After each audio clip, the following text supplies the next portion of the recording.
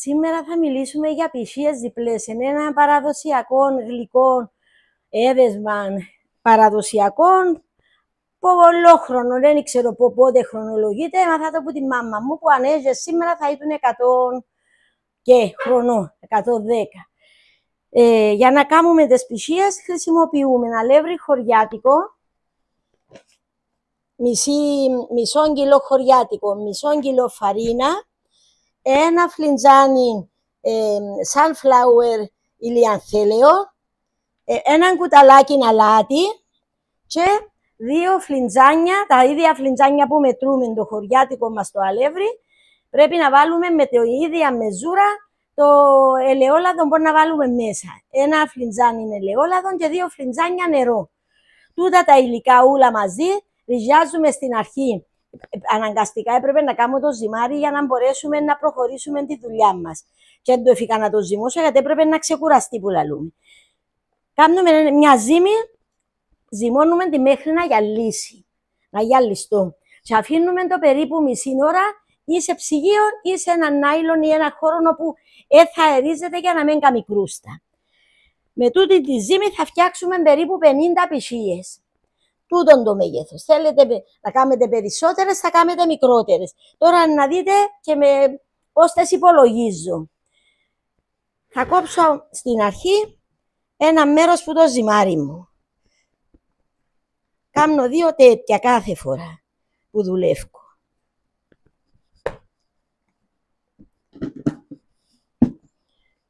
Ένα απλό φτάνει να υπάρχει η όρεξη. Για να μπορείς να κάνεις κάτι καλό πρέπει να το αγαπάς, να μην το κάνεις και να είσαι θυμωμένος είτε γιατί κουράστης είτε γιατί δεν έχεις χρόνο. Τούτη είναι η διαδικασία, η παραδοσιακή. Χρησιμοποιώ το λεγόμενο μαδράτσι. Κάθε χωριό και κάθε περιοχή της Κύπρου έχει δική της ονομασία. Εμάς στη λύση στο δικό μου το χωριό ήταν το μαδράτσι. Και είναι ειδικά κατασκευασμένο. Δεν είναι ένα συνηθισμένο ξύλο όπως το σκουπό ξύλο που είναι ομοιόμορφη η διάμετρος του ή η περίμετρος του, όπως θέλεις πέτω. Τούτον το είδος στην αρχή είναι λεπτό και στην άκρη χοντρινής και είναι πιο εύκολο να ανοίξεις με τούτο. Υπάρχει και ο άλλος ο λεγόμενος κόπανος, είναι εισαγόμενος φαντάζομαι, εκείνος δεν ξέρω. Εκείνο χρησιμοποιούμε το να κάνουμε σάμιση. Εκείνο το μαδράτσι θέλει διαφορετικό ξύλο. Παλιά τούτον το φύλλο ανοίαν το ούλον στο χέρι και βάλασαι 2 τέτοια. Τούτο λέγεται σανιθιά το ξύλο. Και για να ανοίξεις φύλλον έθελες πιο γιατί ανοίαν μεγάλο όσον ήταν η αγκαλιά τους περίπου για να κάνουν τις πισίες. Τώρα ευτυχώς ευρεθήκαν τούτα τα έτοιμα τα πράγματα που μας βοηθούν η μηχανή. Τούτη τη μηχανή έχω την έχει 47 χρόνια σχεδόν. Που την έχω είναι ένα πράγμα που ένα θάνατο να μ' το προσέξεις. Δεν έχει χαλάσει και δεν με έχει απογοητεύσει καμιά φορά. Έχει διάφορες διαρρυθμίσεις. Αρχίζει που το πιο χοντρό που είναι το 8 και σιγά σιγά θα το φέρνουμε στο πιο κάτω μέχρι να φτάσουμε στο πιο λεπτό το 1. Τώρα να το περάσω που το πιο χοντρό είναι.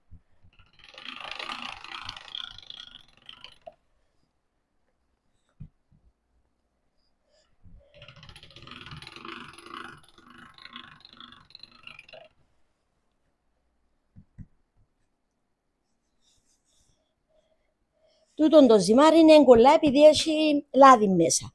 Άμα να κάνουμε ένα άλλο ζυμάρι, όπως του ψωμιού, είναι εγκολά το ζυμάρι. Μετά θα το πάρω στο 4, το μισό του. Κάθε ένας που έχει μηχανή, ανάλογα με τη μηχανή του, θα προσαρμόσει το πάχος που το θέλει για να το βοηθήσει να το ανοίξει σιγά σιγά.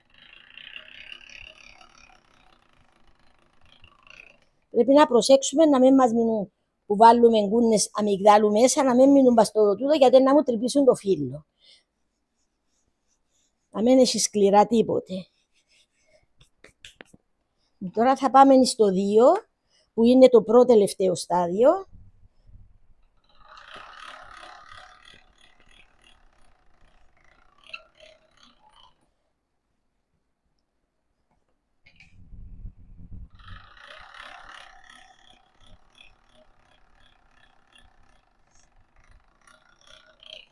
Μπράβο, τέλειο. Τώρα πάλι θα βάλουμε το αλεύρι μας. Μπορεί να το ξαναβάλουμε μέσα να μην κολλήσει.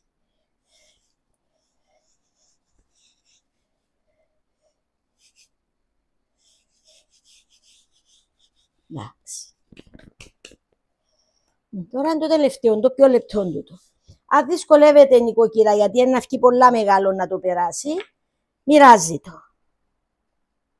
Ως δαμέ του είναι εντάξει. Τώρα επειδή να μεγαλώσει πολλά, θα το φορεί ούτε το σανίδι. Χρειάζεται να δουλεύουμε και λίγο το μυαλό μας εκτός που τα σέρκα μας, οπότε δουλεύουμε.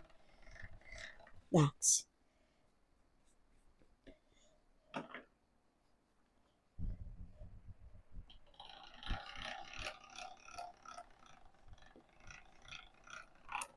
Πολλά ωραίο, μια χαρά.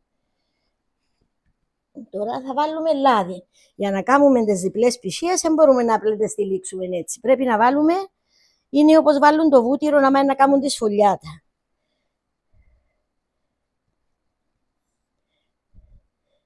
Όλα γίνονται με το μάτι που δάμε και να πάει. Δεν θα πούμε πόση ποσότητα βάλεις, κάθε φορά μαθαίνεις.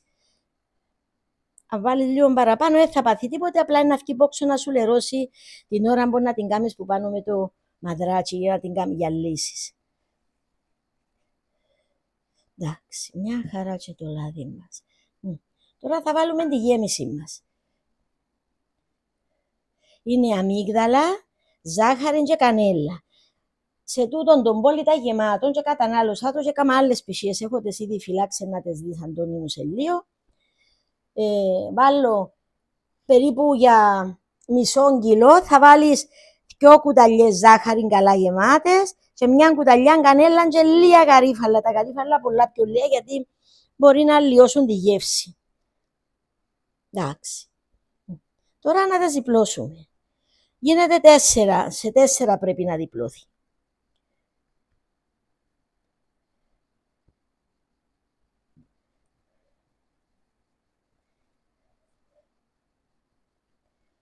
Τώρα κανονίζεις το μέγεθος. Ανάλογα με το κομμάτι που έχεις, κάνεις μεγάλες ή μικρές. Εγώ χωρίζω το σε 3. Θα το κάνω πιο αργά.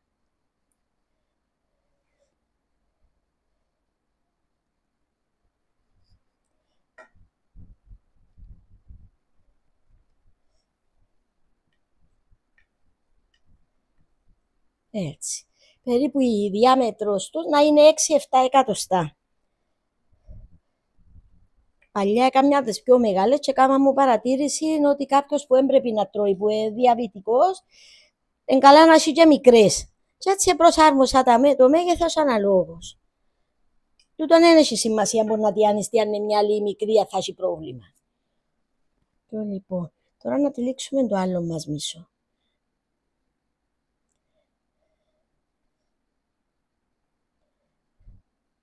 Τώρα να κατεβεί να έρθει εδώ.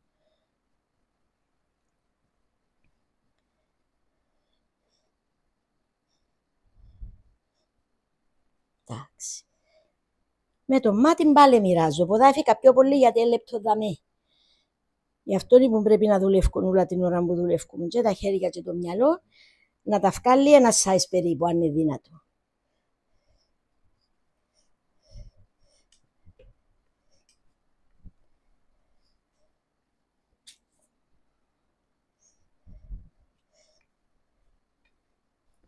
Και το πάχος τους είναι περίπου μισό εκατοστό, 5 χιλιοστά και με κατάειρα. Παραπάνω είναι. Τούτη είναι η διαδικασία, Αντώνη μου. Θέλει να την επαναλάβουμε με το άλλο φύλλο να σου πάρει περί του χρόνου. Αφού ετοιμάσουμε τις πισίες, τελειώσουμε τη διαδικασία, περνούμε στο τηγάνισμα. Βάλουμε μπόλικο λάδι σε όχι πολλά μεγάλο δοχείο, γιατί τούτον το λάδι ύστερα δεν μπορεί να χρησιμοποιηθεί. Εγκρίμα να το πετάξουμε. Απλά εγώ μπορεί να βάλω λίγο από το χρησιμοποιημένο, μαζί με λίγο ελαιόλαδο μπορεί να κάνω ψητό. Όποιος θέλει μπορεί να το πετάξει, αν νομίζει ότι μυρίζει κάτι. Οπωσδήποτε. Αφού ζεσταθεί όχι πολλά το λάδι, γιατί θέλουμε να είναι χαμηλή η φωτιά, να περνά και στο μέσα μέρος το ψήσιμο, για να μην είναι ζυμαρότες. Με τούτη τη διαδικασία, αφού έχουμε τελειώσει, μπορούμε να δείξουμε εκείνες που έχω κάνει λίγο πριν, και μπορείς να τις φυλάξεις στην κατάψυξη και άμα έχεις ένα γεγονός που θέλει να πάει να πάρεις κάτι ή κάποιον να έρθει σπίτι σου, μπορεί να βγάλει να τηγανίσεις. Πριν να τηγανίσουμε, εφρόντισα και έχω φτιάξει το σιρόπι. Το σιρόπι μας είναι ανάμιση φλιντζάνι, ό,τι φλιντζάνι θέλεις μπορεί να χρησιμοποιήσεις. Είπαμε πρέπει να είναι η ίδια η μεζούρα. Ανάμιση φλιντζάνι ζάχαρη και ένα φλιντζάνι νερό. Τούτη είναι η δόση. Και εγώ έφτιαξα για 1 κιλό ζάχαρη, το φλιντζάνι μου βγάλει 4,5 εμένα και 3 φλιντζάνια νερό. Βάλω κανέλα, γαρίφαλα, ένα κομμάτι φύλλο που λεμόνι, λίγο χυμό προς το τέλος και μια κουταλιά καλά γεμάτη μέλι. Το μέλι βοηθά να μην ζαχαρώνουν τα σιρόπια μας. Έχω ακούσει, δεν ξέρω εξιδίας πήρας, δεν το κατάλαβα, απλά βάλω και μυδιά και μυρωθιά και γεύση. Παίρνω τη βράση τους καλά, χαμηλώνω τη φωτιά περίπου 5 λεπτά, ξαφρίζω αν έχει μαζέψει κάτι και στο τέλος ρίχνω και το αθώο νερό, γιατί βάλουμε και αθώο νερό για να μυρίζουν όμορφα. Τώρα να αρχίσω να τηγανίζω. Τις βάλουμε να παλά σιγά σιγά.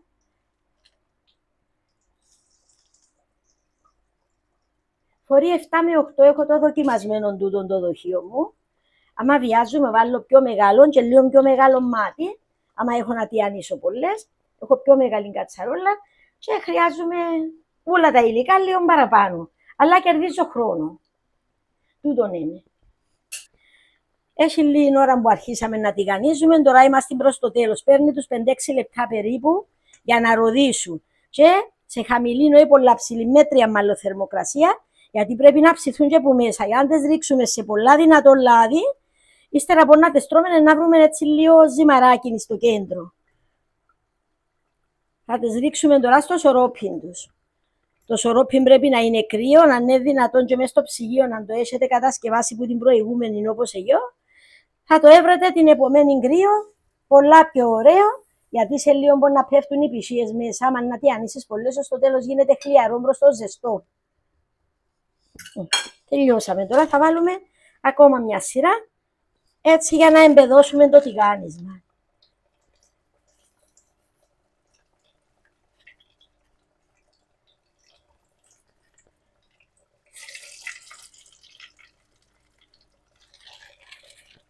Τώρα θα χαμηλώσω και λίγο τη φωτιά μου, σιγά σιγά.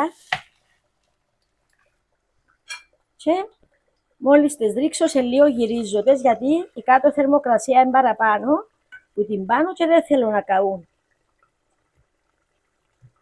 Τώρα είμαστε ok. Θα τις περιμένουμε και τούτες να οριμάσουν.